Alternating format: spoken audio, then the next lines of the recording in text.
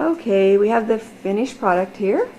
So we're going to do an overview of the whole thing so you can see what we came up with at the very end. Okay, oh, I should turn the fountain on. No, don't do that. We'll do a backup view. Light in the way, but you can see this, and we'll give you a nice close-up of everything too. I'll come in. Here's with the fountain.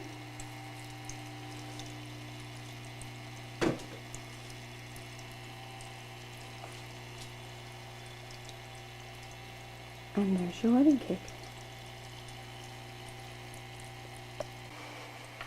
And there's the backup.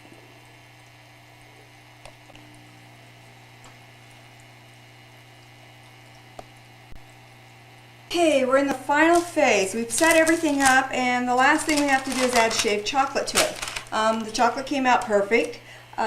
This will work good for this type of cake. Now, I might have maybe played with. Today we're going to make a 3-tiered wedding cake, and we're going to do it as for home decorators, kind of a basic instructions to get you through, keeping it simple. We're going to use box mixes, and we're going to make a 3-tiered cake. We'll have a 6, a 10, and a 12-inch layer. Now this size, all 3 of these will fit in a standard oven, and when you bake these, you will bake 3 at a time, like this set here, and then you'll do another set, and that'll make your bottom and your top layer for your cake. Now, I like to oil the inside of my pans, and I like to take parchment paper, and you could use wax paper or whatever you like, but I like to draw a circle around each one of the bases here. Then I cut it out and place it in the bottom of my pans. I like to set up my pans and have my oven, turn my oven on to 350 degrees. You might want to bring it down a bit if you haven't got it calibrated, but make sure that your oven isn't too hot or too cold. So when I set up my pans, I pour oil in the bottom of the pans, and I like to take a paper towel and I'll rub it around the insides of the pans. And I do all of them this way, making sure the oil well coats each pan. And I don't like to get my hands messy either. And then I'll throw this out. Then we take our cut pieces of parchment, or you could use wax paper, and we place it in the bottom of each pan. This will protect the cake a little bit, and it will also make it easier for cleanup, and it pops right out when you're ready to, when it comes out of the oven. I like to do the sides too, but you don't have to. But I usually take strips of the parchment, and I put them on the side too. And I usually find it best if you cut little sections, and then I will push it into the oil so it sticks. And I'll coat the whole outside with different strips of the paper so that none of this sticks to the pan when it comes out of the oven. When I go to mix my cake mixes, depending on how big your mixer is, you'll probably have to just do one at a time. So we'll mix it up, follow the box instructions, and after it's ready, it's mixed, then you will pour it into these pans. Now it's going to take 2.5 mixes. So what we will do is we will pour until they're approximately about half full on this pan. And I have found that 1 mix is about the right amount for the first pan, which is the 12-inch size. Now on the next cake mix that you'll mix, part of this will go in here, part will go in here. And then on the you'll do another mix, which is you're on your 3rd mix now, and you're only going to use half of that batter. And what you will do is you will divide it up between these 3 and make sure that every cake is about the same thickness as far as how far you've got it filled in the pan, and it should be about halfway full on each one of these. And check and make sure by eye if they all look about the same. And if one looks fuller than the other, you can take a spoon and spoon it out and add it to the others. Be sure before you start mixing your mixes that you have preheated your oven to 350 degrees. Now these pans aren't full of cake mix, but if they were, they would all fit in here. And I usually put the largest one to the back, then I put in the middle one, and then we'll take the smallest one and it'll be up front, because sometimes in your baking process, these smaller ones will come out first, and this will be the last one. You will bake them according to the box instruction. I usually set my timer for about 5 minutes less than what it says, and I'll come in here and I'll lightly touch the top of the cake, and if it springs back, it's ready to go, and I take them out. And usually this one will come out like 5 minutes before this last big one. This one sometimes is like follows within a couple minutes after this one, and so forth, because of the different sizes. But as you see, they will all fit in here, and that's your first bake-off. Once you get these cakes out, then you'll be ready to pop them out, and you can lay them on top of a towel to dry, or if you have a cake rack. What I'll show you in here is things that you can... When I was talking about how it would take 5 mixes, we put in here a total of 2 1/2. That means we saved a half of a box mix in here for the second bake-off.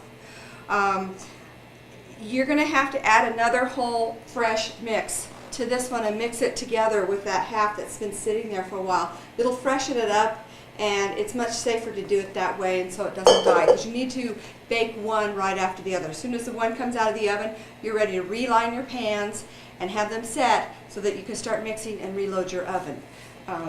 So what we will do is you'll have half already mixed in here, and then you'll dump in this other box and follow the directions as followed. So then you'll have a cake and a half worth of mix here. And again, you're going to pour it in here, some in the next pan.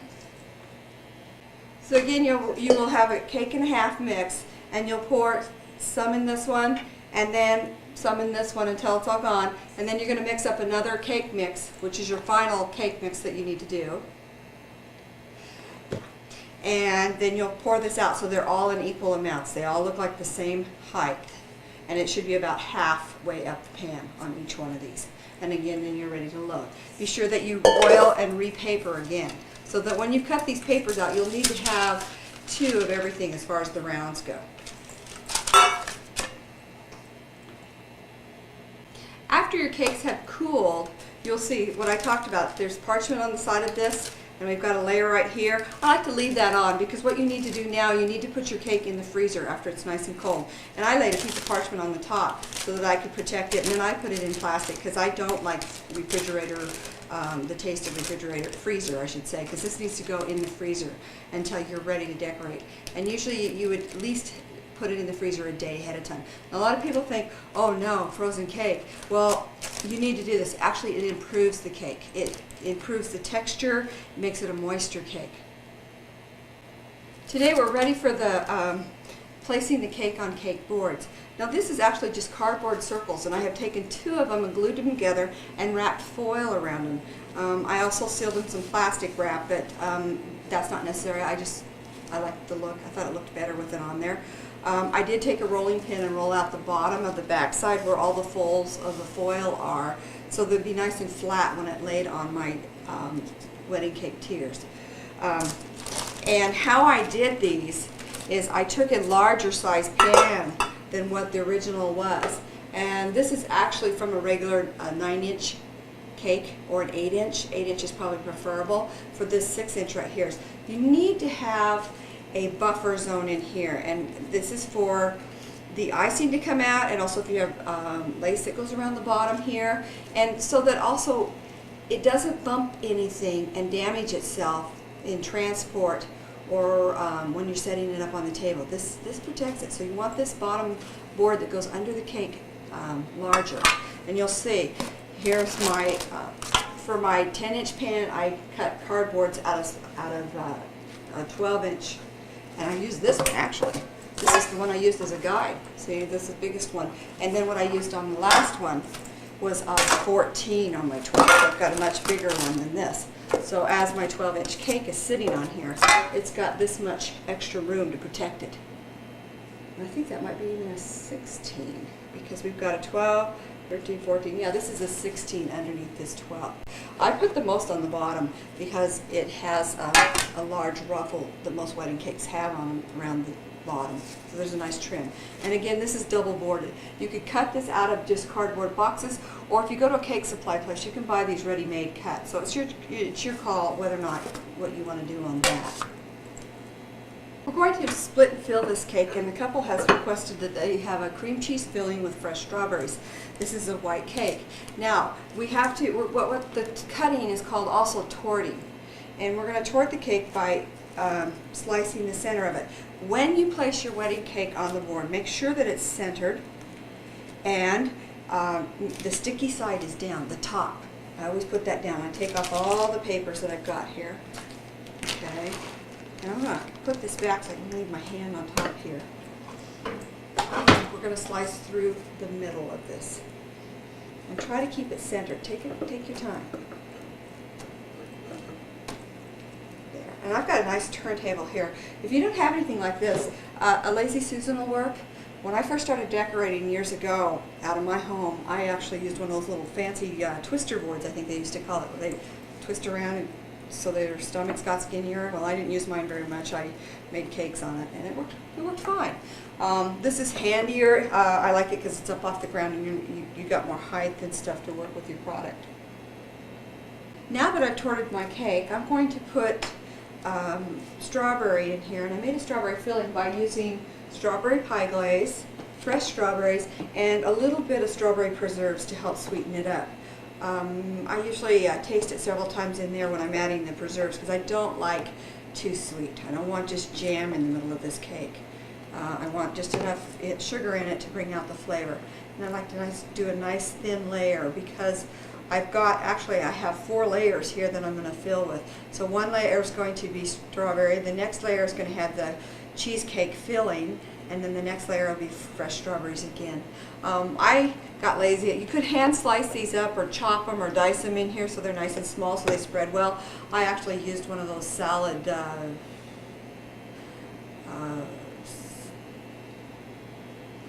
shooters, I guess it's called. And that's how I got them so thin so they spread out nice and everyone gets a piece of strawberry with every bite.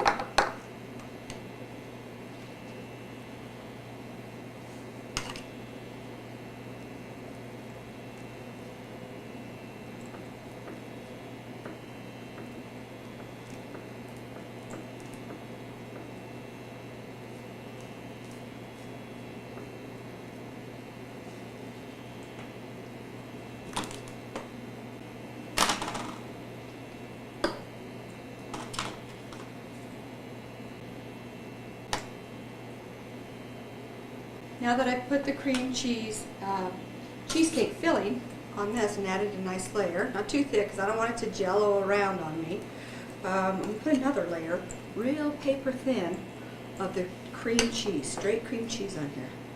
So it's going to be sandwiched in there, so I make sure that they know. I get a good burst of flavor here. Place another layer of strawberry on here.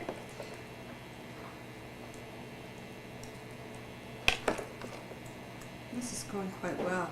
I may have mixed a little more than I needed, but rather have it all ready and have leftovers than to run out in the middle of it and then have to stop and make more filling.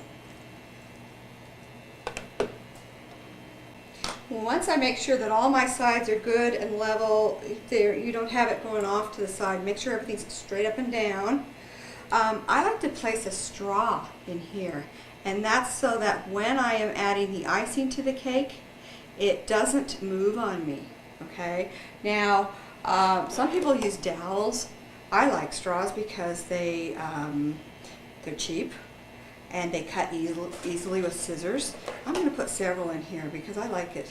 And I'm actually using coffee stirrers right now, so they're not even full-on straws, and they work too. And we're going to cut those because I don't want that to chip into my icing. So, I'm going to cut these like this. Then I wrap plastic around my cake, and I'm going to put it back in the freezer. I like that it's semi-frozen when I go to put the buttercream on the cake. It keeps it from crumbing, and it goes on much smoother. Now my cake is well covered with plastic, and I'm ready to put it back in the freezer, and I'll start on the next layer. Again, I'm going to do the top layer now, and I'm taking off all my parchment pieces that I had placed on there before I baked it. This is nice. This will buffer it, so if you accidentally get the cake a little too dark, or it has a tendency to keep it from burning. So you have a little protection from that. Make sure your cake is good and centered, so you don't have to fight with it after it gets too tall. Get all these crumbs off. Put a layer of the strawberry filling, or whatever filling you prefer. I love using fresh fruit mixed in with glaze and jam. Straight jam is just too sweet. You don't want that. You've got enough sweetness going on with the buttercream. So if you can bring it down with a little bit of this other, it sure adds a lot. We'll do another paper thin layer of straight cream cheese on here to kick in the cheese flavor. Okay. Now if we would have made cheesecake from scratch, we probably wouldn't have to do this, but since we kind of like took the easy way out here, we're going to cheat a little bit, but we'll still get the same effect. I say if it tastes as good or better and it's easier, you go with it. Now if you have a problem with your cake not being level, there's another little secret thing you can do. You can take your straw and cut at the height of the cake itself. And then when you take the other straws that you're going to put in the cake to stabilize it, get them all lined up so they're the same height, and then cut them off all the same height. So when you put this in, it will give you a guide to, when you're icing it, what's going on and where's the height on this cake. And I'm going to put 5 in there. Well, you can be surprised when they have their 1-year anniversary. Now if you feel like your cake feels a little bit dry to the touch and you're worried that it might be dry to your customers, you can mist your cake with lightly with water. Now some people like to use sugar water, but I guess maybe I'm a little bit less I'm anti-sugar. I figure it's got enough sugar in it already, so I don't add that to it. But we've got it nice and misted. This is going to go back in the freezer, and it'll have time for that moisture to marinate into the cake. Again, I wrap it nicely with plastic. I cannot stand other tastes from the freezer, so I don't know how you are, but I want my cake to have great flavor. I don't want to pick up anything else. Now we're going to cut the big layer on the bottom. This is the hardest one to cut because you've got a lot more to work with. Get all the papers off of it. I would leave that top layer on there. That'll help you pick it up without it breaking on you. We'll make sure that it's good and centered on the board. Okay, and if you're worried about how well you can cut this, you can just take a little bit at a time. You don't have to cut all the way through it, but just take it slow, go around, try to center it. And then you can, when you meet your other side where you've already cut, you can go in deeper and use the outside as a guide to keep following along. And that's what I've done here. Now I'm going down deep inside the cake. It's harder to cut a great big cake like this. Now I find that this is so fragile because it is so big. What I like to do is I'll take another pan, I place some parchment on it, and I'm going to pick that up and slide that over onto this paper so I can deal with this later and I won't end up cracking my cake. We'll add another layer of strawberry.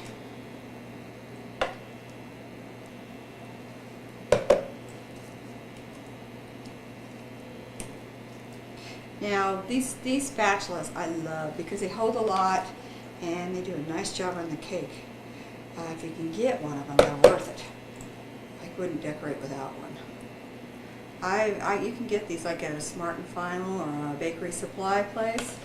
Just look in your phone book. I'm sure you can find a place that'll carry these.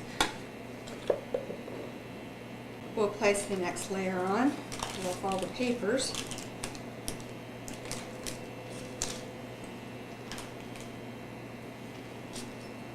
Well, I ran out of the cream cheese, so I'm going to heat up some more in the microwave. Start on the bottom layer here. Now we'll add another layer of the cream cheesecake, or the cheesecake filling that we have made. Get a nice layer on there. And we're going to top it. Now on this one I wasn't able to slide it on the board because this is going to be tricky. This isn't going to be as easy.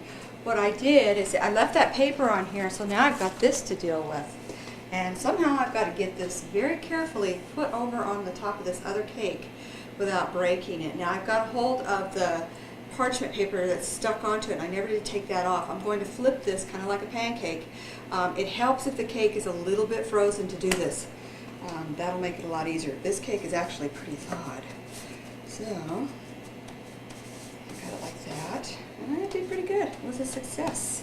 Now, this layer right here to me looks a little dry, so I'm going to add a little moisture to it. So we'll spray it down. Okay, and again it'll be put in the freezer and stay in there overnight to help it marinate that moisture through the cake.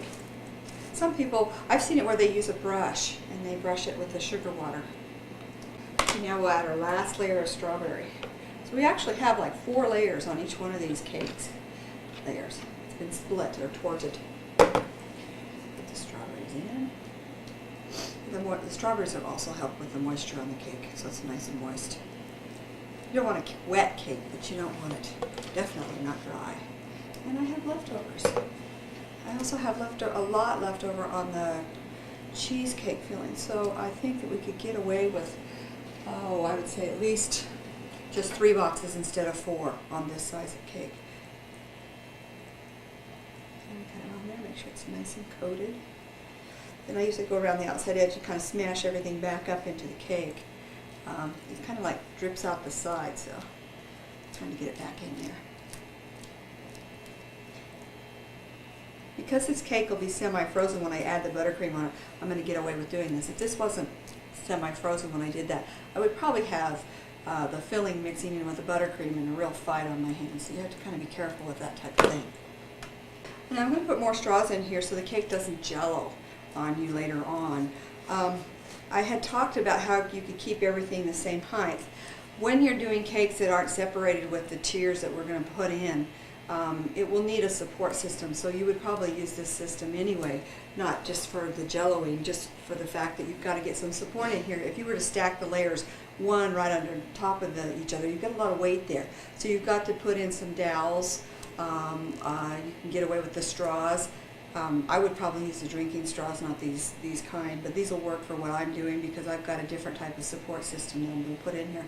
If I was going to place this cake one layer after another, it would be very important that I I cut all these exactly the same height so that when it's stacked and it settles, it doesn't teeter this way or that way. That's why that's important on that end of it. What I'm doing right now where it doesn't have that, and all I'm going to have here is the buttercream, and then I'll have pillars coming up. It's not that important that these are all the same height. So you can level your cake off that way. So we can actually mark it like that and then cut all of these the same height. And I'm going to be using more for the bottom layer than I have used for the others. So line these all up nice and straight, and then you're going to cut off like that. So everything is exactly the same height. And then you place them all inside your cake. And you'll notice as I put, look at this, look at how much that is. That means that the cake is actually this much lower on this side. And you can hide that with icing, but if you don't have this, you know, if you don't cut those all the same and you cut it to the size of the cake, pretty soon when you add those on there, it's going to be all tippy and going all these different directions, even though you thought the cake looked level. It really isn't. I think what we've got here is the centerpiece. It's much higher. What you don't want to do is use toothpicks like in here, because that could get served out and somebody could actually bite down on that and hurt themselves. These straws are so long though, I find it a little, it's much safer because this is much too big to not notice when you're slicing your cake. You would see something this size. Now this bottom piece was quite large, and it took 3 different strips of plastic for it to be covered, so it's going to take quite a bit. Don't be afraid to overdo this one with the plastic. On this wedding cake that we're going to do today, the client has requested that we put shaved chocolate on it. Now on this one we're going to do a little simpler. I have done shaved chocolate all the way around the cake, but what we're going to do is we're just going to top it with shaved chocolate. And what I've done here is I've taken a bag of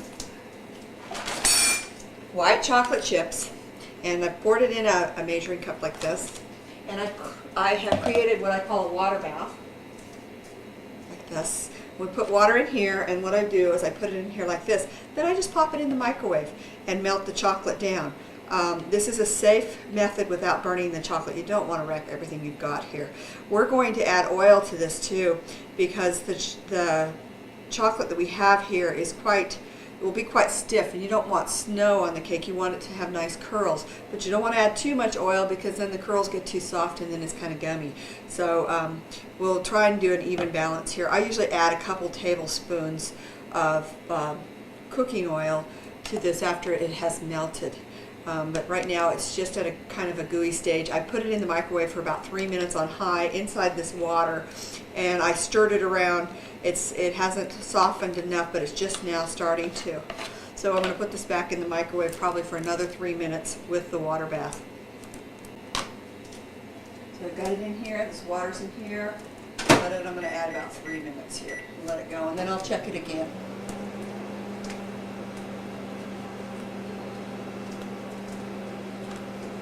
Okay, sometimes your chocolate's going to vary, and I came up with a problem here. This chocolate here from this company that I got seems to be awfully stiff. So what I did, after it was heated up, even when stirring it, it didn't seem to break up the chunks. So I got a Ziploc bag, put the chocolate in here, and I hand manipulated it so that it makes sure that I got all the chunks out. Okay, so now I can add the oil too. But I thought I'd show you that just in case you run into the same problem.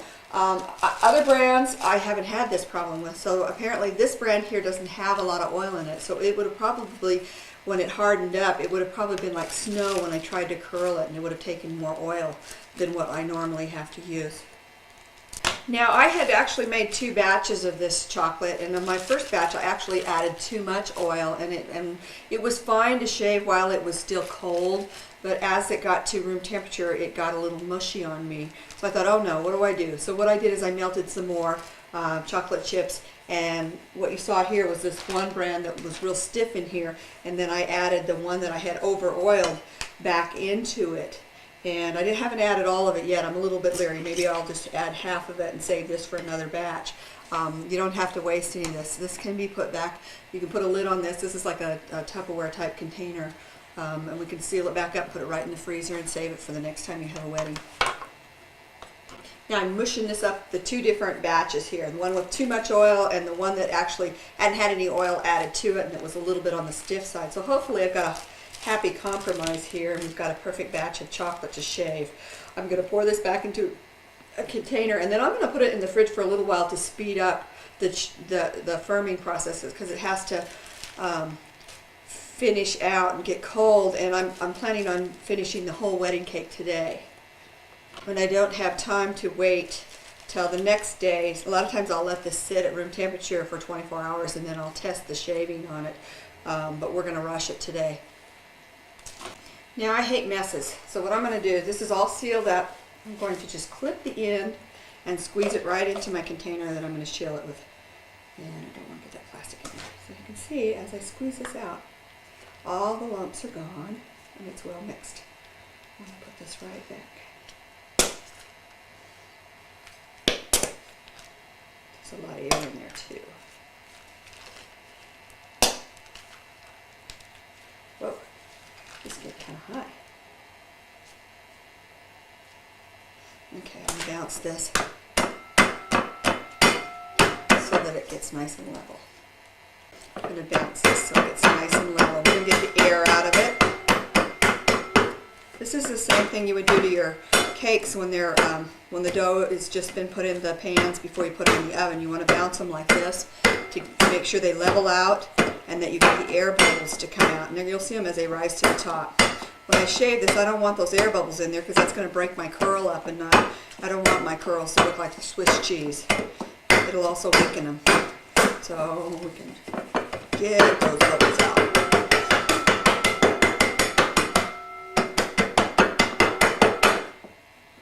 Now I'm going to stir this a little bit. I've got a little chopstick here.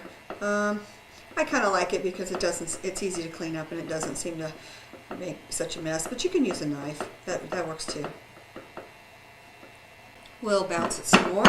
Make sure we get some more bubbles out. It's looking pretty good now. I bounced this for quite a while now. It's been probably at least 3 minutes now, bouncing this up and down, and then I stirred it a few times to try and bring the bubbles to the top. And it's starting to look pretty good. These are nice little disposable containers. I just love them because I can pop the lid on here, put it in the fridge, come back to it later, and this will probably be ready to use for shaving in a couple hours as soon as it chills down, which is about the time when I should be ready to start putting the chocolate on my cake anyway. If you notice that I put a wash rag underneath here too, this container is one of the cheap ones and it's not very sturdy, and I just sure don't want to damage the plastic and have a break on me, make a big mess here before I put it away. Now we're going to go into the buttercream formula that I like to use. My formula is 1 cup of butter, which is 2 cubes, 1 cup of shortening, 1 cup of shortening, and don't use the cheap stuff. Get the good stuff. You can sound like I'm an advocate for this commercial or whatever, but I have found that when you buy the cheap brands, sometimes the icing is grainy, so you don't want to get cheap shortening. We're going to use a tablespoon of vanilla, a tablespoon of imitation butter flavoring, okay, and we're going to use a teaspoon, the smaller one, of the almond extract, and a teaspoon of salt. I'm going to use 3 pounds of powdered sugar. Now these are the 2-pound bags, and I'm just going to estimate, so I'll be using about a ½ a pound of the second bag. This is per batch. You're probably going to need at least a couple batches. We'll find out by the end of the video exactly how much icing it took to make this cake. And for our liquid, I'm going to use canned milk. I found this in an old formula years ago when I first started baking, and then it had some nice flavoring. But you can use milk, or you can use water if you'd like instead of this. I'm going to add about 3/4 of a cup. Now, as far as the liquid goes, when it comes to adding, I always stay on the lean side. I hold some back until I think it's just right. I'm going to be robbing from the buttercream formula at first because when I go to make my roses, I like my icing a little stiffer for that, so I will rub out of that before I add all the liquid to it, and then I can get away with adding more liquid to for the base and for the borders. That's okay, but it's pretty critical on the roses that they're a little bit on the stiff side, so you don't have to fight with making them. This cake is going to go to an outside garden wedding. The temperatures are going to be around 100 degrees, so this is going to be kind of a hostile environment for a wedding cake. So what I'm going to also add to this, and this is optional to you, you can either have your formula a little bit on the stiff side, that helps. Another thing I have found is that if you add the powdered egg white to the formula, a couple tablespoons of that, it will help the icing crust a little bit and be more stable, and that's what I'm going to do to this formula because of where it's going. Okay, now we're going to add our powdered sugar, and first put the 2 pounds in here. Okay. And then I'm going to do another half a bag, and I know this is by eye, but I'm sure if you want to be exact, you know, there's going to be a lot of variances here anyway, on your water and everything else, so I think you're safe to just kind of guess half a bag, and about that much. Okay.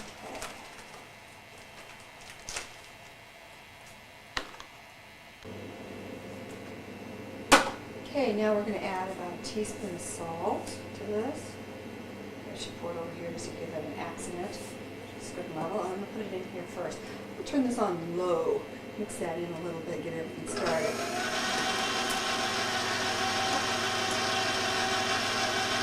I'm going to add my cup of butter, which is 2 cubes.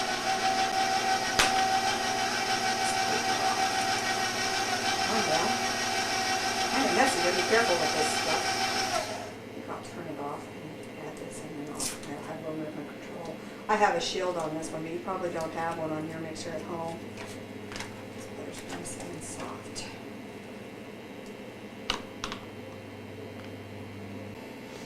Okay, I've added a cup of shortening in here. It was getting a little too wild, so that was a bad idea turning that mixer on. So I'll just keep it off for now. I can add my liquid a little bit to the top, and that'll stop it from flying out of the mixer. Now, your mixer may not be this big, so you may have to use a half a batch, and we'll have that formula later, the smaller batches. Okay, we got 1 tablespoon of vanilla. We got 1 tablespoon of imitation butter flavoring. I like to kick that up. I like my buttercream to have that buttery flavor to it. And you know, we've got real butter in there too. So, 4 tablespoons of this. And then we need a teaspoon of the almond. I'll back off on that one. Just a little bit of that.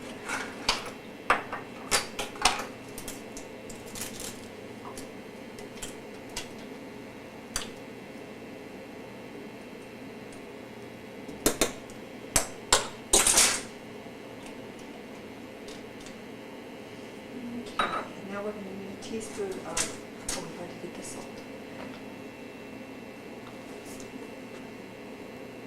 Now I'm going to add 2 tablespoons of powdered egg white, and that's totally optional. That's your call if you want to do it. You can find that at a craft store, and they usually come in like a 4-ounce little package or a little plastic container. Now I'm going to add a little bit of this liquid to the top of this, because when I tried to do this before, all the powdered sugar started fluffing out on me, and I don't want this. Keep it really slow at first. If you kick it in later. I'm going to add a little more of the moisture. Nope. It's starting to come down now. I might be able to turn it up here in a little bit.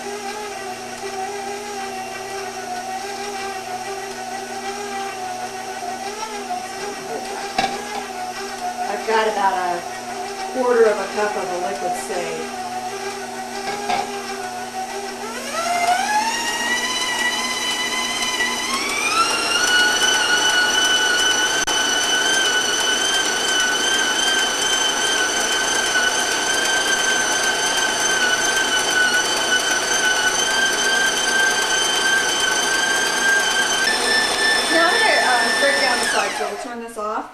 and make sure we get all these sides worked in so I don't have lumps. I don't want to have that. And I'll do this several times throughout the process to get this off my mixer. Oh, I just got that all over my side too. Oh well.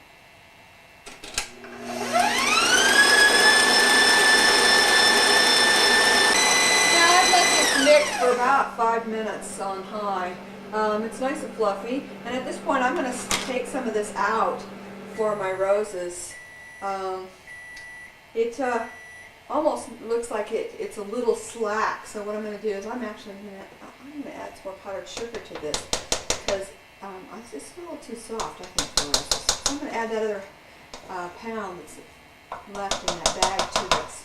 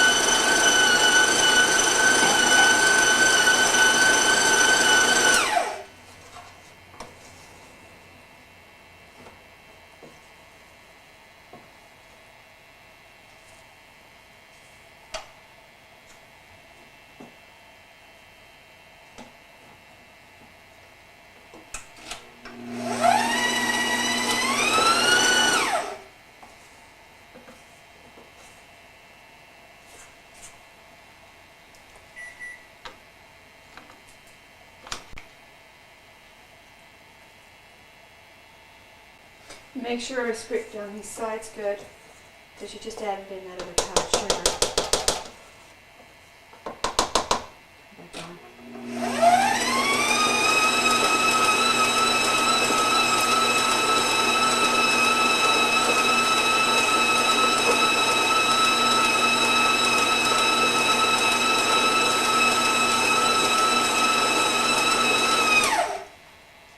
And we'll check it again and see if this is stiff enough. And that looks pretty good now.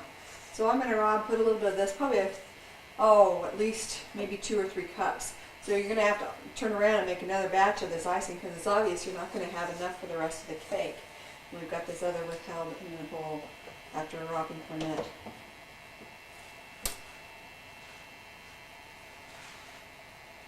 Okay, I have some leftover buttercream from another wedding cake that I had in the freezer, and I took this out and let it thaw for about 4 hours, so it's good in room temperature. And I took that and added it to this batch, so I make sure I don't have, I always have something, I don't have leftovers and stuff like that. So that's what I'm doing right now. I'm going to put in all this leftover stuff that I have now.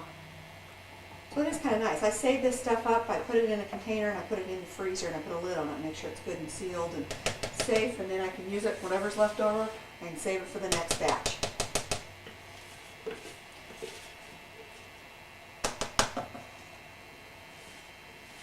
And this container was about, I would say there was at least 2 quarts of icing left from my other wedding cake that I did. I'm going to put that in here and mix it in here and get it used up. And then I have any leftovers, then it'll again go back into the freezer.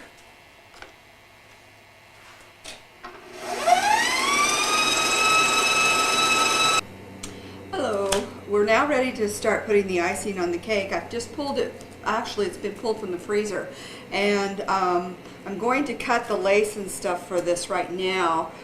It does need to thaw out a bit. If your cake is hard to the touch, then you really don't want to put icing on it at this point, because what's going to happen as your cake thaws, it's going to expand and you'll get little cracks. Now you can get away with icing it at that point, but you're going to have to come back after it thaws and finalize the crack. So you can't put any border or fancy work or anything on it. So you need to kind of watch out for that type of thing. It's great to ice the cake while it's semi-frozen or frozen, because the icing goes on and it doesn't crumb or anything. But you've got to watch out, because if you've gone too far with this and it's too frozen, again, the cake's going to expand and you're going to get little crackies in there. Now, that doesn't mean you can't fix them. Let the cake sit for, say, 15-20 minutes and then come in and go over the cake again and cover up all those, or reseal all those cracks. You just push the icing back over where it should be. Okay, what I have here is wedding cake lace, and you can purchase this at probably a craft store or a cake store, especially they would have it. I have seen where people will use real lace and everything. If you do that, be sure that you maybe rinse it in some water that has some bleach in it, so you can sterilize the lace and then let it dry, and then you could probably be okay and get away with it putting it on cake, because it's pretty too. They've got some really nice stuff out there, but be sure you sterilize your lace before you put it on the cake. This here is a plastic lace, and it can be washed and put on the cake. Now, when you go to use this, you will need to, the bottom layer can stay just like it is, but when you put on the other layers, I don't like my lace to stick out beyond the board, so I will actually cut this lace with scissors before I put it on here. So what I have to do is I have to put it around the cake, measure so that it goes all the way. Let's see, let's check this one. Now this cake's frozen, so I'm getting away with this. Don't do this on another cake, because you might smash your cake. But this top layer, I've got enough to go around it. Let's see if we get this going around it. It's a little bit too big, so I'm going to have to cut it. So what I'm going to do is I'll take the scissors, line it up like this, and then I'll just cut it. So now this one is going to fit that top layer perfectly. But again, I don't want it sticking out the side, so I'm going to cut probably, there's a seam here.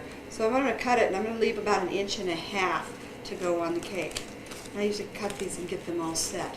This is a nice time too, because my cake's really too frozen right now to ice. So while I'm waiting for it, I'll get this other stuff all set up. I trimmed my lace, and when I laid it down on the board, it's still about 1/2 inch too long. I think I'll take a little bit off the inside here, on the inside stitching, and see how well that does. And we're going to keep trimming on this until it fits to where it matches up with the board underneath. Okay, I checked my fit again, and it looks pretty good. It's still a little bit big for this board, so I'm going to trim off a little bit more so I've got a little bit better match. Now, if you found that when you cut a little bit too much, you do have some leeway here, because you can kind of like pull it out a little bit so it matches up with this bottom board, and that'll be covered with icing anyway. And when you're pushing this in, you don't push this into the cake until you've got this outside icing on here anyway, and that's what will hold this lace in place. Alright, now we're going to measure this out for the 10-inch layer. So again, I'm going to go all the way around this. And I'll measure this off too, so that if you do the exact same cake and you don't buy it by the box like I do, and you just buy it by the yard, I'll give you an estimate of exactly how much it took to do this cake, so you'll know how many yards to buy. So we'll measure this. Okay, again, I'm going to trim this back so it fits exactly onto the board that I want. And it's just an estimate here.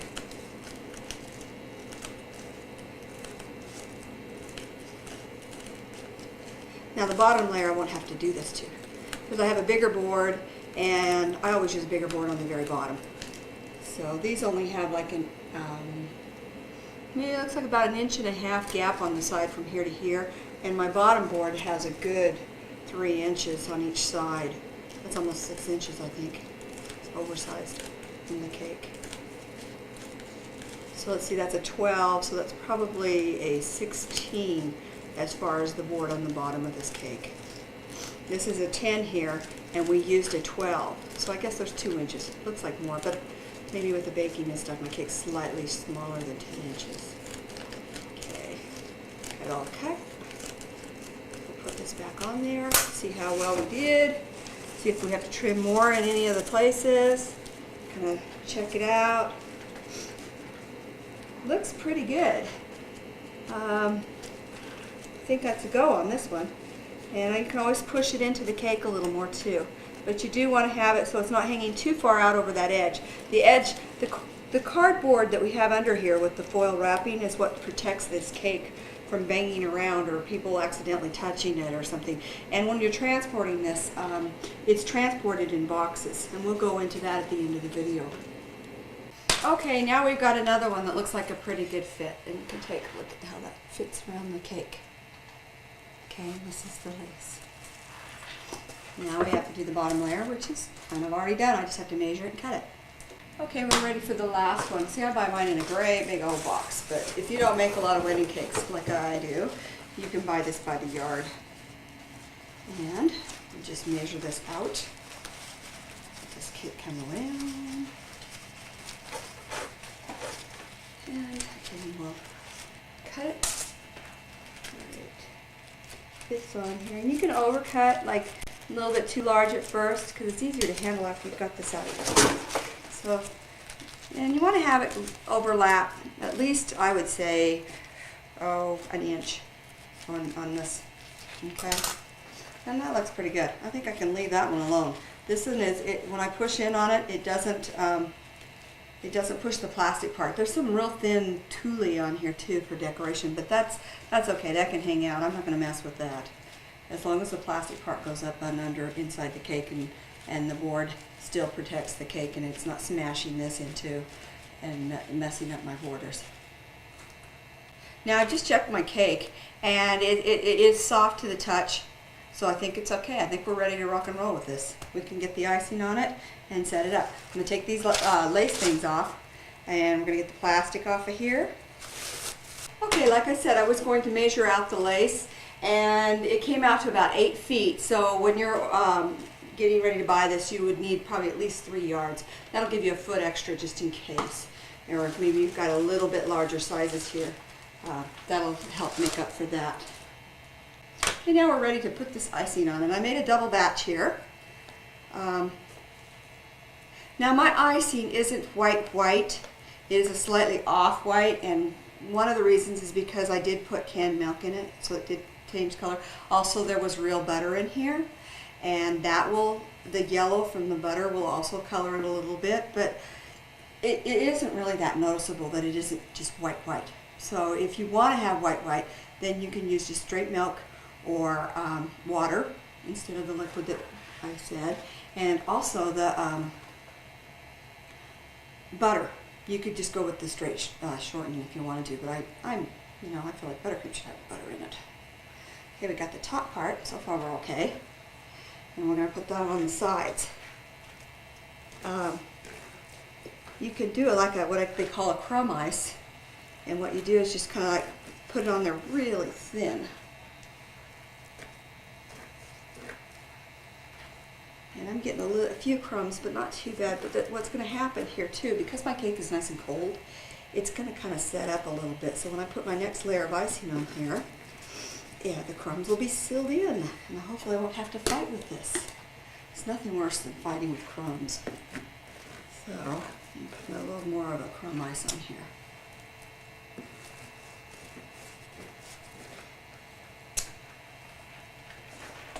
I don't know if you can see that, what I'm doing here. Make sure you get on the right side. And I just keep adding it on here until you can't see the cake. Now you'll notice my spatula, when I hold it, it is straight up and down. And that's something as you get better at decorating cakes, you get better at. You don't want to have your cake a volcano. That's the one thing. When I would test out new decorators, I could tell how long they'd been decorating by how straight up and down the sides of their cake was. That was one of the signs that said, oh, she hasn't decorated very long. It didn't mean I wasn't going to hire them. It just meant that they were probably pretty green and they hadn't quite got that part down. And I'm just going to keep adding this on here until I don't see that cake. And keep pulling on the sides. And that's starting to look pretty good. There's a little bit on this side right over here. It's sticking through. I try to put on as little as possible and yet enough to cover. I'm not one that likes to heavy ice. That's another thing that I've noticed that decorators that have decorated a long time do that. You can weigh a cake, and I've seen the same cake, iced up, and we would weigh them out, and something like this, between an experienced decorator and a new decorator, you could have over a pound difference in the icing, and that's a lot of extra icing, 2 cups, and most people don't like heavy icing. So, and if they do, give them a piece with all the roses, and you just have at it at that point. Okay, now I'm trying to square off the top. I'm pulling in. I don't know if you can see how I'm doing that, but I'm taking that edge and pulling it in. Now this cake's going to have shaved chocolate on it, so I don't really have to be that careful with this top part. You're going to have flowers right here, you're going to have shaved chocolate right here, and so basically it's only the sides that you're going to see on this one that have to be really critically smooth. If you wanted to make it absolutely perfect, you could mist it with water, and I'll do it. See how I do. Here's some water, and you just mist, make sure it mists. You don't want it to just shoot at it like okay, so you mist it like that. Then I can take this, and I lightly go around it, and that's going to make that almost like glass. So you've got a, flawless edge, if you really want to go that far with it. And like again, this top isn't going to show, so I don't know why I'm getting so picky. But now as this sits, this is going to crust a little bit too. It'll naturally crust anyway, as long as you don't have too much shortening in your formula. It'll naturally crust. Now we did add some egg white to this because I want an extra crust, because we're going to go into a real heat zone with this wedding cake. So the last thing I want to do is have my icing and my borders start to slide off the side of my cake. I'm doing that for stabilization. In the wintertime, you don't have to worry about that kind of stuff. In the middle of summer and an outside garden wedding, you do have to really be careful.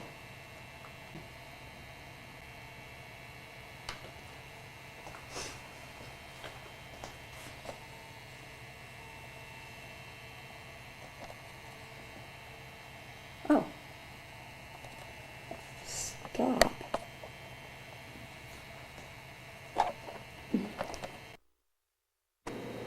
Okay, now we're at the point where we can put the lace on, and I'm going to wipe the board here a little bit, and I always use a cloth that has had just a little bit of bleach water in my cloth. So keeps my hands sterile, keeps everything else clean. I guess I'm a fanatic that way. So we need our lace, and we can just place it in. Now on this lace here, remember I told you it had tulle on it? Well, we're going to put the tulle to the bottom, and then this plastic part is going to be on top. So that's how we're going to place this into the cake. And all you have to do is just push it in. You lay it down flat, go around in a circle like this, and just push it in. Not real hard, just, and you can put your fingers, actually you can push down on the edges so that it doesn't actually come up. I'm going to go back around this. I don't know if you can see what I'm doing here. Let me give you a closer look. And I'm pushing this down, this edge right here.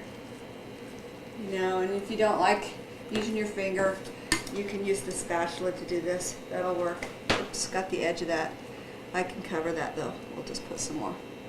Fix that where I just messed up on it. Okay. There's some crumbs in there. Not a good deal. I don't like crumbs in my icing. I think my fingers worked better on this one. I'm going to push this down so that the lace is actually flat against the board, and it's not fanning up into the cake. Okay. And you can go around the edge, making sure that the plastic part is deep into the cake, and it's not sticking out on your edge. You don't want the plastic to be protecting your cake from hitting the sides of the box or anything. This will be transported in a box.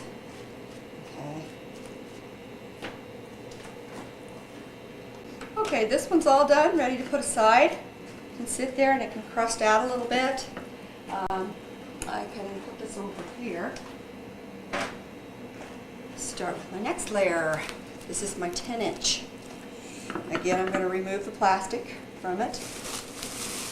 Throw that away.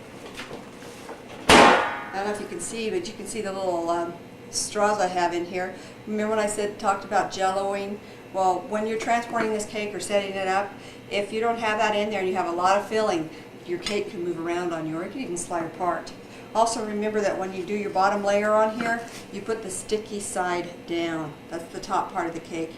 Okay, it goes down, so it grabs on here. You don't want to be walking on or setting things up and get bumped and the whole cake slide off. I have had that happen. When I first started, it wasn't a wedding cake or anything, but it slid off and went right into the flowers, and I was really upset. So I had to turn around like a maniac and make another cake for the deadline. It was for a grand opening at a IGA store. That was not a good deal. Luckily, I had several cakes made, and they were serving them out, and so I delivered I had about 5 of them, and I delivered 4 of them, went back home, raced around, got the cake redone. I always have extras baked off anyway, so I just had to come home and re-ice the cake and set it up.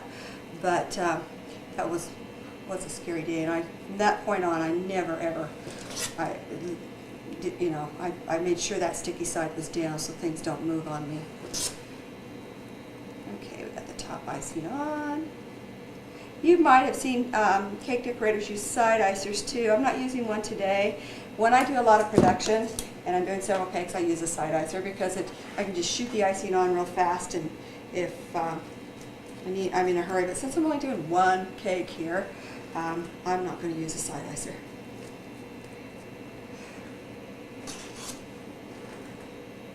I was told that, unless you were a professional decorator, you didn't use side icers because that was for amateurs, but I don't know who makes up these rules. I say go with whatever's easy. If it works, go with it. And I don't know if you can see what I'm doing here. There. And that icing is getting ate up pretty fast. I have a feeling, well, we'll see. We don't know for sure if the 2 batches are going to be enough. I have a great big bowl here, and I just love it.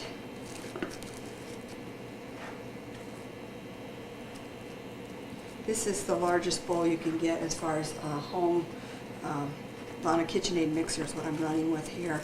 They do have commercial mixers like that you can, of course, but if you're a home decorator and stuff, the smaller ones are probably all you're going to want to go with anyway. You don't need to spend thousands of dollars on a mixer. I think this one here was about $300 and something. I'm not sure. Since it was a gift, I shouldn't say that. I don't know. My husband gave that to me. I started out with a smaller one and had it for almost 25 years. And then on my birthday, he got me a big one so I didn't have to make so many batches. This one was big enough to do a double batch all at once of that recipe that I gave you. So that was kind of handy to be able to do that, a double batch in one bowl. I can do 4 cake mixes in one bowl too with this bigger size. Okay, again, this is starting to get nice and covered. I can see a little bit of cake on the side here, so I've got to get a little bit more on here. It's getting better.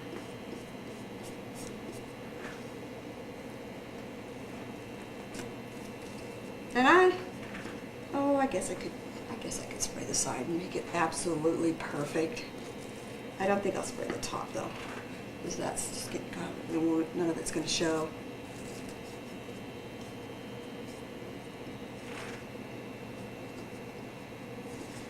Again, you want to try to keep your spatula good and square, up and down. Kind of a little bit on the sides here. And we're going to lightly smooth out all the seams.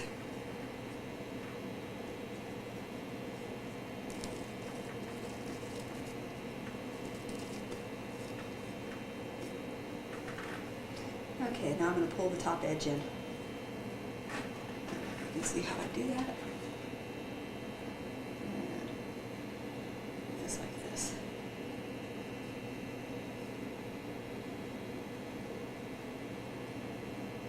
Again, if you did ice your cake and it was too frozen and it had some, you want to let this sit a while anyway before we start doing the fancy work on it. If you start seeing cracks and stuff like that, you just go back over it again, just like you're re-icing it, only you don't just go over the top of it, kind of like what I just did with this. You just go back over it like this, and you can bring in all those cracks from the expanding of the frozen cake.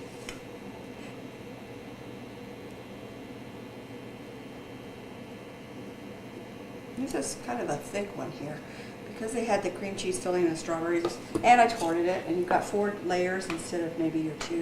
It's going to be a higher cake. Okay, let's see, which one of these do I use? Here's the long one. So this one's going to go on there. Now if I look at this real close, I'm going to make sure, because on the bottom, the plastic layer, not the lacy tulle, I guess what you call it, layer is going to be on the bottom. So I want to match up and do the same thing.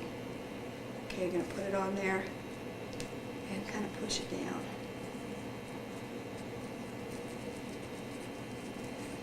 And again, I find my thumb seems to be the best for this. Okay, I'm going to push this down. I'm going to go around the outside edges and make sure that the cardboard foil is what is actually protecting this cake, not that plastic lace edge. I don't want that to be pushed in at a later date. You know, when somebody puts their hands up against the outside edge of this. Because you could have your border there and it could crinkle your border. You don't want that. You don't want that lace touched. Okay, now that's pretty good, I think. Now we'll get the last one. I noticed I had a few ripples in my icing after I did this, so you can actually come back around with your spatula and smooth that down so you don't have that. You have perfectly, it's almost seamless when you do that and you add a little water like I did. You spray it. Now we'll just put this one aside and we'll work on the next one. I don't know if you noticed, but I have been placing those on the stove. Don't have the oven on or have any heat coming up from it. Do not place it over there. If you've been baking or something, you don't want to add heat to your cake. That would be a disaster. Here we are, we're trying to fight the heat. So don't put this in the sun, you know, keep it in a cool area. Okay, now we're ready for this. And we'll put some more. I was told when you really get into production that you put enough icing on the top that it goes down the side and that you don't dip back into the bowl. And if I really tried, I probably could do that, but you know, I'm just going to do it the easy way for me, you know. If you're wondering how fast a commercial decorator runs with cake, well, usually they have to produce at least $50 an hour worth of product. That's what they figure. Now it's probably more now because the prices keep going up on wages. But if you're making around $10 an hour decorating, then you need to produce about $50 an hour in your product. That's what the quota used to be for us. I used to run anywhere from probably $100 to $200 an hour. So it is possible. You learn little tricks here and there how to really kick up your speed. I think my record was doing rounds like these torts here, just the rounds. They were all the same size. I did 114 in an 8-hour shift. I don't ever want to do that again. We had like a little contest of who was the fastest decorator. So that was like a day of hell. But I won. I beat everybody else that was competing. So. But it was like every moment I thought about what is going to be my next move and what do I reach for next, what do I walk to pick up next. You know, I had in my mind I had to think out every step of the way to cut time to get that in. I think the second place person came in at about 80 cakes, so I really did blow away. But it was this kind of. She was, when I first started, I remember her bragging about how her and the other decorator were the fastest in the whole division. You know, and I kind of like, well, okay, I didn't say much. You know, I thought that was kind of odd to just announce that to a new person, but I was glad that I won the contest. Because then I kind of got a little bit of respect. Yeah. So, I'll smooth this off. Yeah, I think I'll shoot this with a little bit of water too, since we're going to make it all perfect. And we smooth out all the seams. again. I'll pull the edges from the top and flatten it out, bring it back.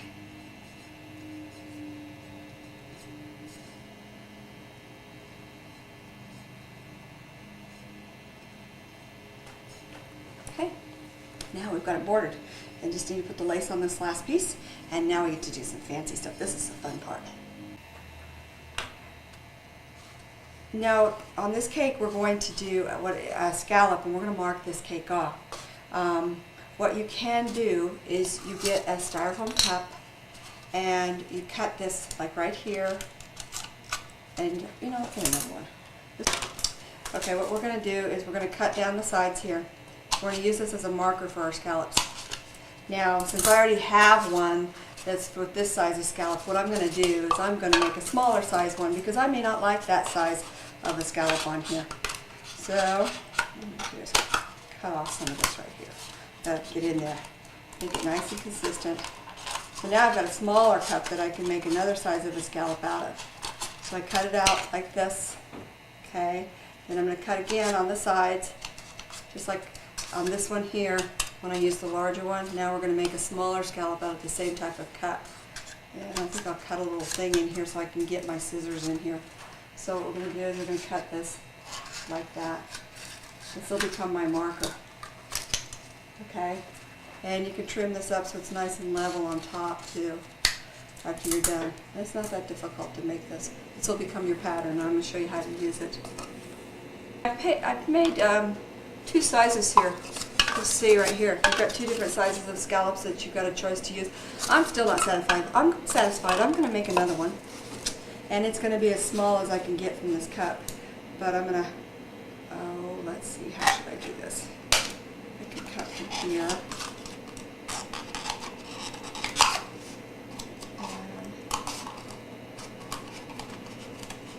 Somehow I think I could have done this better. Okay, well what I've done is shaved off the end. And I'm going to cut from the side and the side. I usually kind of find the halfway point here. And again, I can make a little thing here to make it easy for me to get my scissors in here. Okay, so we can cut this again. So now we have 3 sizes for our scallops. That's going to work okay. So what we've got a this, and this. So they've got 3 different sizes here. And if I'm not, I could go to bigger cups.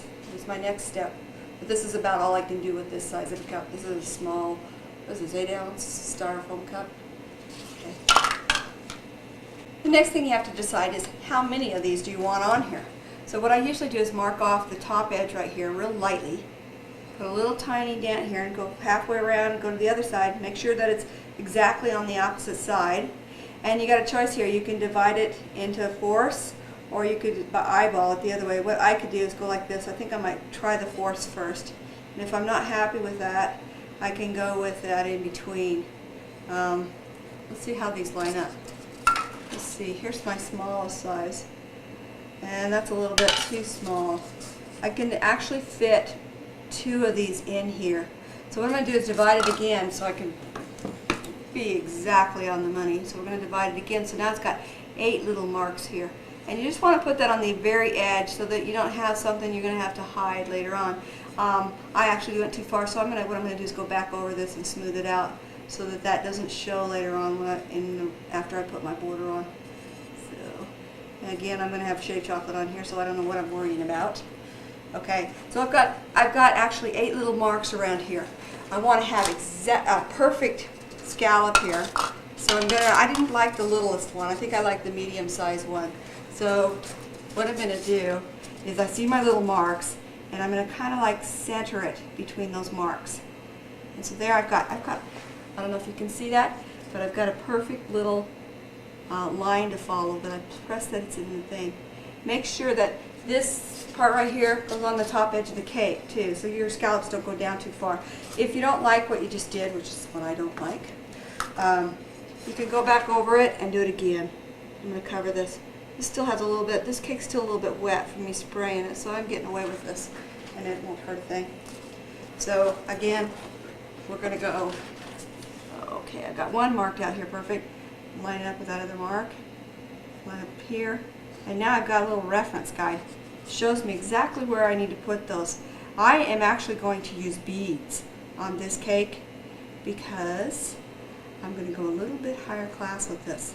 Now be sure when you use beads that again you put a couple tablespoons in a gallon of water with bleach. Put a couple tablespoons of bleach in a gallon of water, I should say, and make sure that it's good and sterile, and then dry your beads.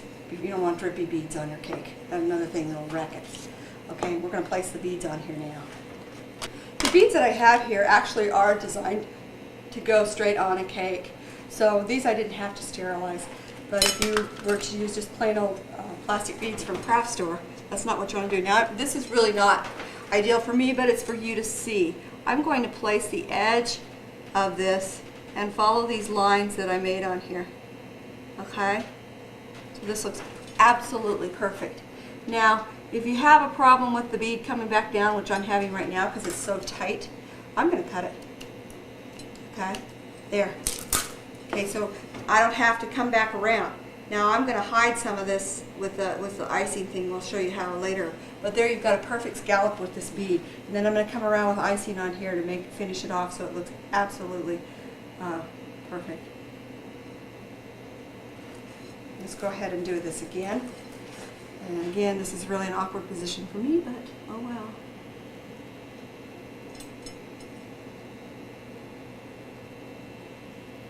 And it might be easier if we cut these ahead of time. We could try that. So what I'm going to have to do is take it back off and rinse it to get the exact width and height. This one isn't as good, but we're going to get it just right when we get done with it. Okay? That's pretty snazzy. I kind of like that one. That's got the pearlescent. Okay, if you get into the cake and you start doing it like I am and you say, okay, I think what I chose wasn't really a good option. What I did was just pulled the beads off. I'm going to re-ice this, wash these off, and I'm going to pick a bigger one. I find it's too tight. So, we all have to just try stuff, and then you sit back and say, you know what, I don't like that. I'm going to do it over. That's one thing that's nice about a cake. You just pull it off and then start over again.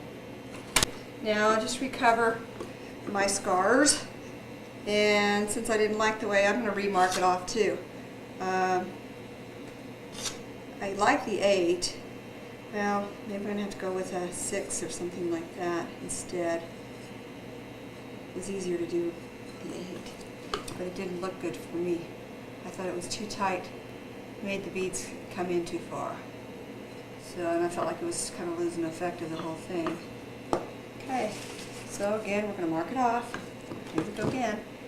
Got one there, one on the opposite side. Okay, now I get to split the difference on the here. So we're going to have it in 6s. Okay, kind of guess by eye. And that looks about, they look about the consistency here. And again, I'll cover my things because I don't need those marks to go way into the cake. I don't want anything to show. Another thing that would make this easier to do at this point, if you had the time, if you could just put your cake away for about 30 minutes to an hour back in the freezer and then bring it out again, because what would happen is if the icing wouldn't have a tendency to stick to the cup and it would go on much smoother. So what we're going to do now is, again, we're going to look for the center between our two markings, and we're going to place the cup in there, against there, and you get a nice mark. Now you know it's going to be exact. I don't know if you can see me doing this.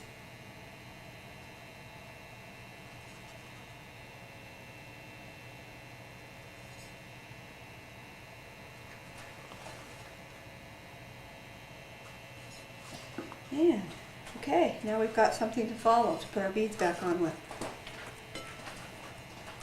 And I'm going to fight with this because it's, I have my beads pre-cut. I kind of guessed, since I had to pull them off and wash them, I can put them right back on. Okay, they are, it is slightly small, but it's working. It's working. By the time I put the next row, I know that the last one was a smaller loop that I had to go by. Okay, I've got this one. I can use it as a pattern. Go on this top edge. Push it in, follow the line. and then bring it up. Okay. Now I'm going to cut some more beads, but this time I'm going to cut them a little longer because my swaths are a little bit longer, so I don't have to try and make it fit. Okay. I think you get the idea of what we're doing here. That one worked pretty good. When I had a little bit extra to work with, then it fit right on there. So you get a nice little sparkle here. Now if you thought, oh, this goes way down too far and that's not your taste, you could actually cut this right here and that would bring the loop up so you don't have such a severe loop here. It'd be a little more gradual. Okay, and I'm also cutting these off before I put them in there, and I'm using my last one as a marker so it gives me an idea. And I need 2 more for this and then I'm all done. Okay, now we're going to the 10-inch size, and again we're going to start over and mark this out. Make sure you've got this centered. I'm going to start with 4ths here. Make sure I've got this. Okay, that looks good. Alright, then I think I'll split that so it's going to be in 8ths. The other one was in 6s. I'm going to make this one in 8ths. And you can kind of spin it around, make sure it looks like it's pretty accurate. Because you can always change the mark around if it looks like something's closer or it's not quite like this one. I think this one needs to go over 1/4 of an inch. There. Now we're ready to figure out what size we want on the scallops. Test out your different cup sizes. And when you get it down to where you think it looks good to go with the top one that we've finished already, then go for it. Okay, the next cup I've decided on is a 16-inch styrofoam cup. I'm going to cut this off, and voila, we got a pattern. Now what we can do is use it, and you want to, now it doesn't exactly go from one corner to the other. What I do is I center it. So I bring it down to where I think it's about right, and I just put it on there, and that's my guide. Okay. And it's actually easier to do it, much easier to do it from my side where you can't see. But I have to do it the other way just to know it, so you'll know what I'm doing. Okay, I've got one here laid out here, and it looks like it's just the right size. So what I'm going to do is pull this off, wash it off with water, dry it, and I'm going to cut the rest of my scallops for the rest of these so it's all done all at once. So it's much easier and everything's very accurate. Oh, by the way, when you serve the cake, take these off and don't hand them out. I mean, don't leave them on the piece of cake because they're not edible. They're plastic, and you don't want to have somebody chewing on these wondering why they can't eat them. That would be really embarrassing. No, don't go there. Just you have to tell the person that's cutting the cake, and they'll know when they go to cut in it that these aren't going to cut. So they have to be taken off before you slice up the pieces, and don't give them out with the pieces of cake. Okay. So again, we're going to place this on here. Oh, I can't do that. I have to use this as a pattern. So what I'm going to do is at least cut one as a backup pattern, and I'll leave that one. And then I'll place this again on here to show you how I did this. I just line it up with my little marks, and I come all the way up. So voila. And I don't know if this is going to help if I give you a close-up view of what I just did. Okay? And we'll just keep doing that until we run out of scallops, and then we'll go to the next size. Okay, let's see. I'm going to need, I've already got one here, so I'm going to count these off. 1, 2, 3, 4, 5, 6, 7. And I've got, so I'll need to cut 7 more pieces, and so far I've got 4, so I'm still working on it. Okay, if you find that you weren't really accurate in cutting your pieces and you're finding that they're a little bit too big, then after you've placed it on here, go ahead and snip it off and put it to the side. So this is how we're coming on this so far. So far it looks pretty good too. And you can kind of press these in a little bit if they're sticking out. You know. I don't know if you noticed, but sometimes I have glasses on, sometimes I don't. I'm right in the process of getting contacts, so it's making me crazy. So if one minute you see me with glasses on, then the next, that's why. Okay, now we're going to work on the last layer, which is the biggest layer. And again, I'm going to mark it off so I can kind of get everything centered. That's good. Oh, boy. Oh, there's one more, there's one more, there's about, you really have to,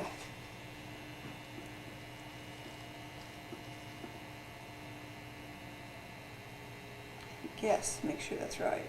You can always change it later on. So now what we want to do is split these marks, find the center point of the two, and mark it off.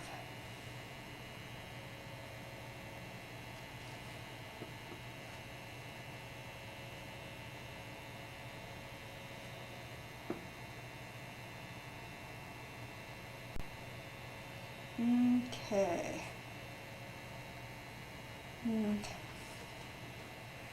Alright. Okay, for my last rounds that I'm going to make pre-marked, I actually found a little container. I guess this came from the deli. You can find all kinds of things that'll help work out. Because I wanted this one great big. And I didn't have any cups that big. So we'll go ahead and use this as a pattern. And you can, again, cut that so you can get your scissors in there. And then cut it out like this. So you've got something to go with. And we'll start playing with that. See if that works. If it's down too far, we can adjust it. So what you want to do is center it from your marks, and then put your marks in on the side of the cake, come back and say, okay, is that good? You have to ask yourself if you think, oh, if it's down too far, then you take some of this off, which I think it's down too far. So I'm going to try again. I'll just mark another section here. I'm going to clean it all off anyway when I'm done, so it doesn't really matter. Oh, that was too far. Still don't like it.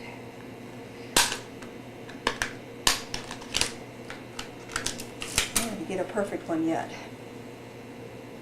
And I usually take the top edges of the cup, make sure that it matches up, and I think we got it. This is just about right, what I want. Now I have to cover up everything that I've done on here because the other tries weren't good enough. So I'm going to go back over and smooth this cake out again and cover up what I just did. There.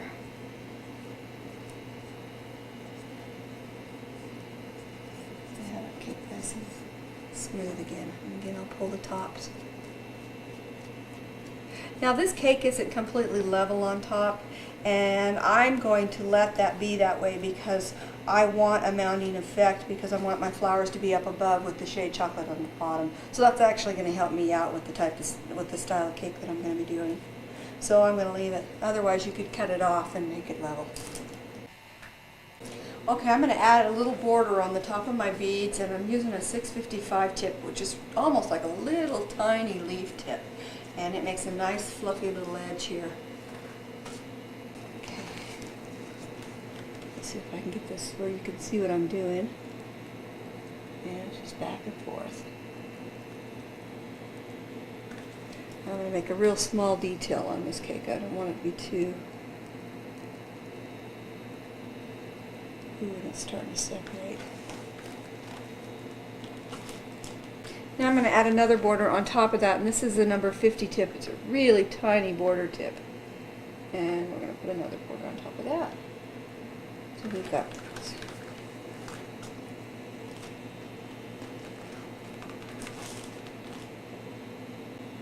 No.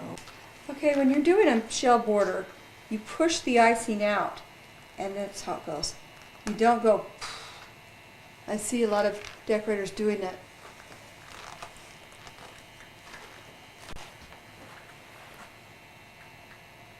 Here we'll get a better view of what I was talking about. You let the icing flow from the back forward like that. And you come back and it comes forward. You don't go like this. It comes forward and then you pull. And that's how you make a nice even shell. Okay, now we're going to add on the top border. And again, you push it and it comes out. Now I have a tendency to use really tiny tips because I have such strong hands. A lot of decorators will use larger tips to get the same effect. And this one is a 18, the tip that I'm using right now for this border. Also, when you're doing your top borders, make sure that you do it on the top edge and you're not off too close to the outside edge, because you don't want your borders looking like they're ready to fall off either. So, come back a little bit. Now, so now what I want to do is have my border slide off the side. And I don't think it looks good. If you really look close, your borders look like they're ready to fall off.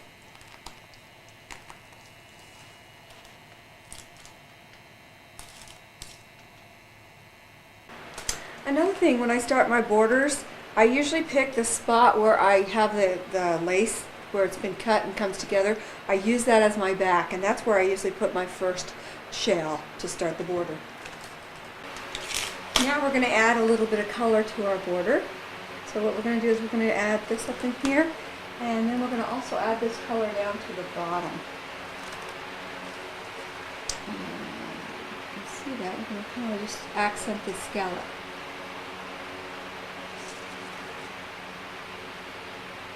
And I'm using a 101 as far as my tip number.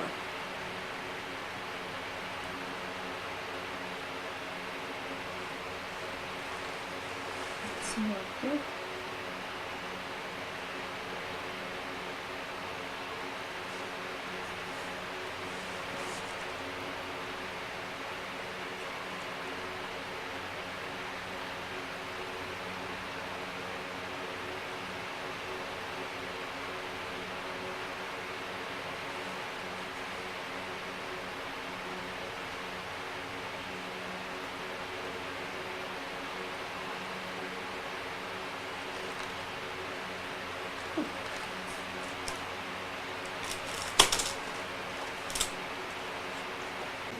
Okay, now we're ready to put in the pillars and the support system. And I like this type of setup where you get the plates and then you have these pillars that come with it. These are really quite economical too. They're not expensive. These pillars have little marks in them. I don't know if you can see right here, but you can saw those off with a knife or with a hacksaw to the height that you want on your cake. What's nice about it is this goes all the way down inside of the cake, and you get a really stable support system here. I'm placing it now. I'm getting it. I placed all the legs on and then I put it on here. I've had to kind of center it around. Now, what I do is I make sure that everything's good and centered. My legs aren't crooked, and I'm going to just push this straight down into the cake. And you want to push it all the way. Now you can actually put your hands under here and pop this lid back off. So now you're free to decorate. And you're probably wondering, okay, what are we going to do about these gaps in here? Well, we can touch this up with icing, and this also comes with these rings. And the rings can slide down and cover most of this right here. But I'm not going to put that on until I get done with smoothing it out with icing and stuff like that. Okay, I'm just going to touch this up. Now this is really a handy tool to use for cake decorating, because if you make a mistake, it's nice to pick things out, or if you just need to touch up a little tiny spot, it's just a nice tool to have. I've seen that, and I never knew. So now we take these little rings and we can let them slide down over the cake so we can hide anything that is, any crack in here. Something I didn't mention, there's a little peg thing right here, and I didn't prepare my plates ahead of time. If you would have punched a little hole in the bottom of the cardboards right here, it would probably add some more stability. But I didn't do that, so I'm going to have to cut that off, and I'm just going to slice this little, what do you call it, tag. It's a little sharp piece. I don't know if you can see it. And I've got to cut that off, and I can use a serrated knife to do that. And just go like this. And we got it. And now it's gone. I'm going to put all the layers together, because if I decide that this is too much of a gap right here, I can pull the legs out, and then I can saw, like I said, the sections right here. And then I don't know if you can see right here, this has little openings here where it shows where you can cut it off for different heights.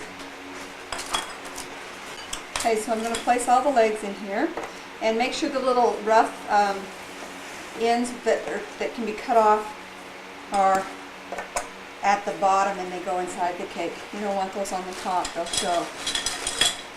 Okay. These pillars and plates like this, they're called disposables, and they that's why they're so they're meant to be just used once and thrown away. You could use them over and over again if you wanted to. So it's your call. In the bakery, we just throw them out. Actually, we don't throw them out. We just don't ask for them back. So I think this is kind of centered on here again. And give it a nice view.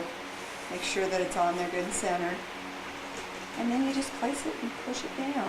Now, my cake has layers of frozen strawberries and stuff, and I've noticed that it's kind of, I don't want to push it down all at once. When I did the last layer, it acted very funny. So I'm not going to do that again. It acted like I was pushing on the whole cake and flattening it. So I'm going to just do these one leg at a time and push them in so I don't stress this cake out so much like I did on the other layer. There, that's going a lot better. And make sure these are make sure they're straight. Okay, and again, I've got to cut this tab. Be careful you don't cut yourself. There, that wasn't too bad. That one was a little easier. You can put this back on. Yeah, just kind of test it out, see what you think. What's nice about this is that all you have to worry about is this is how it's transported, and then when they deliver it at the place, they just set one piece on another, and it's pretty easy. I've never had anyone come back and say, I didn't understand how to do that. Okay, I'm going to remove this plate again because I'm going to fix it up because I'm happy with that. And I'm just going to kind of cover up some of the gap here. This one's not too bad. I really don't have to do much with this one. The other one I had more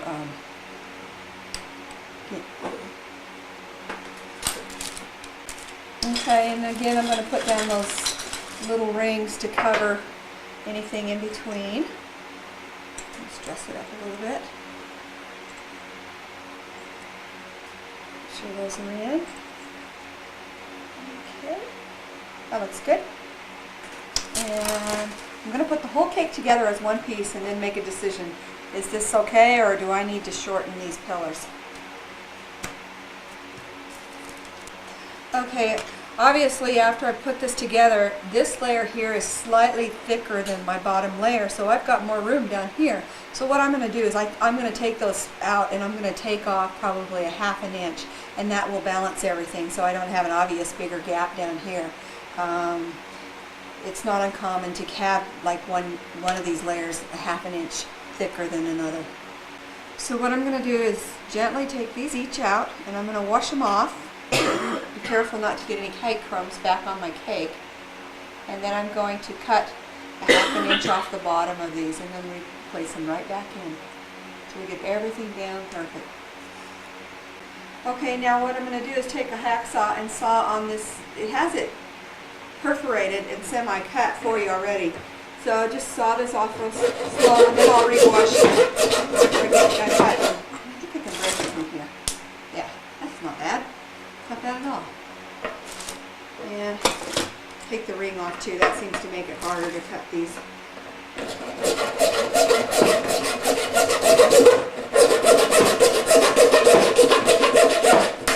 Oh, that one popped off without me even breaking. Okay, now that I've re-washed these, I'm going to place them right back into the holes. Then be careful when you take these out and take them in. You want to make sure you go straight in and straight out. You don't want to make your hole any bigger than it already is, because then you're going to lose the stability on your cake. Okay, now we can put the rings in to cover the damage. This will cover up the gap between the cake and the hole. And this is going to create the illusion that your cake is exactly the right size, that there is no change. Yeah, so you're creating a visual illusion here, and that's what we want. We don't want them to notice that there's these, they didn't really notice that the cake was a different height. What you saw was the pillars looking like they were different heights. So we'll just change that part, and no one will know any different. They won't be able to see it. You really can't see it by the camera view, but if you saw this in real life, it would, where it's a straight-on view, you would see the illusion where everything was the same height. Now that we're back down, looking down into the cake, so you can see me as I decorate into it, I'm going to put roses, and then we're going to do the shaved chocolate, and then we're done. We're going to remove the top again so we can get in there to the cake, so it's not difficult for us. Earlier in the program, I had taken out some icing before I had made finished adding all the milk to the buttercream, and I basically took out a made a stiffer icing for the roses and stuff. I will also provide a recipe. You could actually it's better to make the specific rose icing because I have a formula for that, and then you can use it as you need it and then put it in the freezer, the leftovers, just make up a batch. That's what I prefer to do rather than robbing from my buttercream. Okay, now I have added some vines that I'm going to have underneath my roses, and I plan on putting 2 different colors of green on here, and you'll see later on what I've done here. I've put everything, I don't know if you noticed, but where I have this, then I have that, and then I have this. So everything is back and forth as far as how the roses are going to be placed on the cake. Now we're going to put on the roses here. I'm using a 104, and you can use a straw, or I have a wooden dowel here that's pointed. And I'll get close to the camera so you can see how this is done. First of all, you need to make the center of the rose. I don't know if you can see that. Okay, then we do 3 outside petals to get a nice shape. And I'm slowly climbing down the stick so my rose has a nice natural shape. Now I'm going to do 5. And then I'm just going to kind of bounce around and fill it out, balance off the bottom of my rose. I find with this method you get a better shaped rose, and it's much easier to do the first time out too. I've been able to get 5th graders to pretty well pick this up in just a few minutes. Why fight with it? It's so much easier. Now what I do is I've taken a fork and I've bent the center of it, and this is what I use for my roses. See, look at that, slipped right off. And you've got your rose, and you can place it, and then you're going to use your stick to help place all this stuff. And I'm going to place it on this side. You can't see it, so I'm going to pull it around and show you what I've just done. And I just kind of push it. When I was doing this, I pushed the fork down into the cake, and then I took the stick and pulled it off, and it stuck right down into the cake. So there you can see. Better look at that. Okay. Now with this cake here that we're doing, you're going to have the roses up onto the cake too. I'm going to put in a toothpick for support because there's a chance that these flowers could fall off. Whenever you have flowers on the side of a cake and there's no thick, the support, and also with the heat that we're going to be dealing with, you could lose your flowers, and you don't need them falling off the cake during the ceremony. So just for stability, I usually tuck a toothpick right down in the center and push it in, and I might even use the end of the stick or something and poke the end of the toothpick down in so no one can see that it's in there. I'm going to variegate my colors here. I've got a purple, and what I'm going to do is also add white to it so that I can variegate the colors on these roses. And if you're wondering what the fan is all about, I'm trying to dry out and crust the icing. If I can remove some of the moisture, when this gets, it's going to be put back in the freezer, and when it thaws tomorrow, it will sweat, and if I can take some of that moisture out of that icing and crust it up, it's going to become more stable, and I'm not going to have the sweating, and so that's what's going on right now. We're drying out the outside of the icing. Okay, now if you'll take a look at this cake, I have stacked the roses like this on there. I could have used, I had mentioned earlier as putting a toothpick down the center of that top flower, but instead I tried this and it worked out quite well. I took one of the coffee stirrers and I cut it in half. So it's a good size. What I worry about with toothpicks is I don't want somebody biting into it and hurting their teeth. And I stuck it actually up here, up high, and I had it coming out a ways. And then when I placed my rose, it is actually inside of that top rose that you see here. So if you can see a close-up on that. And if you see a telltale, what it is I made a flower there and I didn't like it. So I took it off and threw it back in the pile and worked with my icing until I liked the color. Okay, now we're starting to add on the leaves here, so you can kind of get an idea of what's happening here. I'll let you get a close-up view of this, of what we're putting together. And I'm going to put light and dark leaves in here, and we'll just keep working on this. Okay, we're just about finished with this. I think it's a little, I don't think I should put any more on it, but I am going to put something which I think is real neat. And I have these little angels that you can either stick in the side of a cake or you can snap them onto the pillars. But I think they add a lot, and I think you'll agree how nice they are. And this is how they go. Plastic. And they just snap right on, just like that. You can put them at any height you want. And so you have little angels on your cake. Okay, I think I'm ready to snap the top back on here. And then I'll spin it around and make sure the angels are all the same height on here. So it's just a matter of taste where I want them. I can have them down low or out the middle. I think I like them down low a little bit. Put them down. I don't know. What do you think? I can always change them. If somebody else thinks they look better a little bit higher, we'll put them a little higher. Okay, so I'm going to take the top off this one so I can get at it and put some roses in it like I did the other cake. I'm going to place some more sticks on this one too because I'm afraid that the roses might fall off on it. So what I'm going to do, I did the toffee straws, and these are about, I cut them in half, so it gives me about 2 inches. When I poke those in, I'm also going to poke them at an angle so that they come up through the rose a little bit like this, so we've got a little bit more of a holding that rose in. And I'll show you a close-up what I'm talking about. There's going to be 2 roses on here, so this is how it's going to look. If you can see the sticks.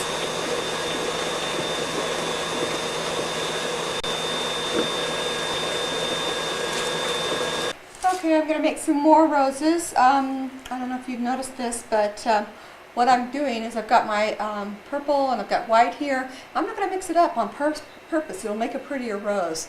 Also, when you load your icing bag, fold back the edge so it doesn't get coming out on your hands. I like these disposable bags because when I'm done, I can take the bag and all, I can take the tip off and put it in the freezer. And I put it all in a Ziploc bag, and I've got all these colors of colored icing, and I don't have to clean up a mess. So, and I like that. And I've got a plastic coupler in here that will do just fine. I'll take this metal tip off and put the whole thing, the whole mess in the freezer and save it for another day. I'll give you another close-up view on how to make a rose if you needed some more help on that. You make your center, then you do 3, and then you can do 5. I have a tendency to just whip it out and I don't really count. And then you can balance it out. And I just do a whole bunch of leaves until I make a complete circle. And then you've got your rose. And you can pull it off with a fork that has a V in it. And it's pretty easy. It comes off just like that. And then when you go to place it on your cake, voila! It's right there. And I like to angle them out a little bit on this so they're not flat onto the cake. And I'll show you, give you a closer view of what I'm talking about. See how that rose is kind of on a slant. Looks more natural. You don't want your roses flat. Okay, now in the center here, I want my roses to come up. So I'm putting a mound of icing on here so I can lay the roses on top, so I've got this curvature going on. Okay, I'm back to leafing it out. That's what I've got going here on the base here. I'll give you another close-up. I'll lift it up. Show you how that goes. See?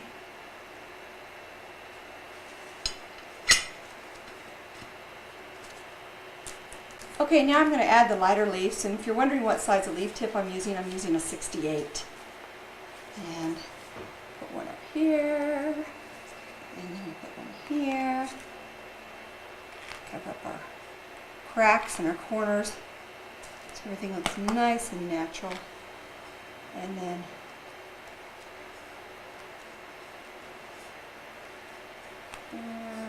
there we go.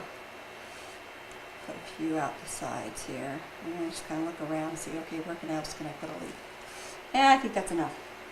Alright, now we're going to have to do the roses that are coming down the side. Now I'm a little bit afraid of these roses right here. I'm afraid they might fall off, so I'm going to make them a little bit smaller. Even though they've got a straw in there to hold them in to help out, I still don't you know, it's pretty exposed there. So we're going to keep the size down on that. On the sides of this cake, I've made the roses smaller because I'm afraid of the roses that they might fall off. So to help out with this, we made it smaller, even though they do have a support system. Okay, put that in there. I don't know if you can see. But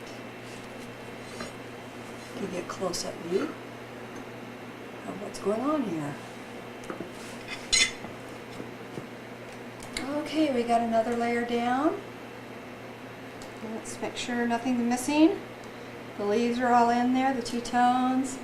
I'm going to put something on this. I've got some sparkle dust, and it'll add a lot to this. Awesome. So we'll put some of that on there. So it'll give it a nice shiny iridescent type thing. Since I've got those pearls on the side, this is a nice little addition. Yeah, put some more over here. So we've got these, they almost look like candy, the roses. Okay, there we go. Let's pop the top on. There we go. Back onto this. Now, let's see, we got it in there? I think it's on there. Yes, it is on there. Oh, I almost forgot. We've got to put our little angels on too. Alright, we've got our angels back on. And I'm just I can't make up my mind whether I like them up high or down low. So, look. Okay, we have the finished product here.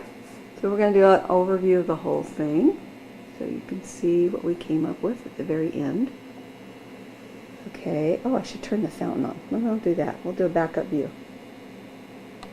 Light in the way, but you can see this, and we'll give you a nice close-up of everything too. I'll come in. Here's with the fountain.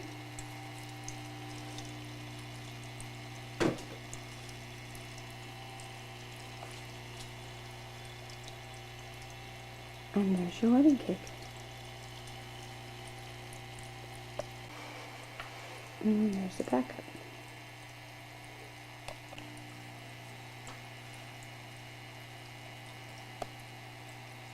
Okay, we're in the final phase. We've set everything up, and the last thing we have to do is add shaved chocolate to it. The chocolate came out perfect. This will work good for this type of cake. Now, I might have maybe played with this some more. The curls are coming out nice. You use a French knife, and you just take it like this. And then what I do is, this is going to be more like a snow type chocolate on here. It has some curl to it. But the way it's being placed on the cake, it really isn't that important that the curls are really perfect. I'm going to shave some more. You can see how time consuming this could be if you did that whole cake. And when they asked for it, I said, I am not doing the sides. I'm only going to do maybe around the edge, around the border where the roses aren't. So that saved me a lot of work. I did do a full-on shaved chocolate cake you can see on my website at hotcakeideas.com.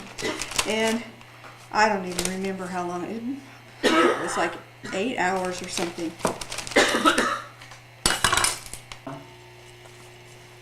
We were recording. Oh, why is it flashing? I keep trying to turn it off.